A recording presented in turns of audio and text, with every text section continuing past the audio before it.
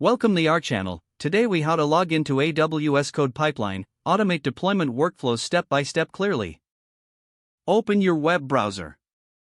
Navigate to the AWS Management Console by entering aws.amazon.com in the address bar. Once on the AWS homepage, click on the Sign in to the console button located in the top right corner. Enter your AWS account email address. Click on the Next button to proceed. Input your password in the designated field. If you have multi-factor authentication enabled, enter the verification code sent to your device. Click the Sign in button to access your AWS Management Console. Once logged in, locate the AWS Services search bar at the top. Type CodePipeline in the search bar and select it from the drop-down menu. You will now be directed to the CodePipeline dashboard. If you don't have pipeline set up yet, you can create a new one by clicking the Create Pipeline button. Follow the prompts to input the pipeline name and select the service role you want to use. Continue through the steps to configure the source and deployment stages. Once all details are provided, review your pipeline configuration. Click the Create Pipeline button to finalize the setup.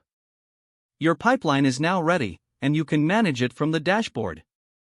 To return to the dashboard at any time, simply click on the CodePipeline link on the left side.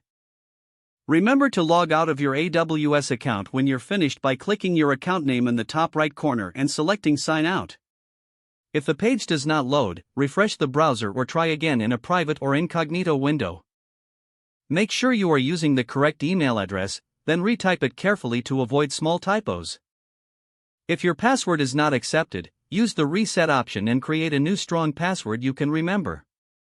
Check your spam folder for verification or security emails, then enable two-factor authentication if available to improve account security and reduce unauthorized access risk. After signing in, review your profile details so your contact information and settings are accurate and current. If you see an error message, note it down and try again after restarting your device and internet connection. Log out when you finish, especially on shared devices, to keep your account and payment information secure.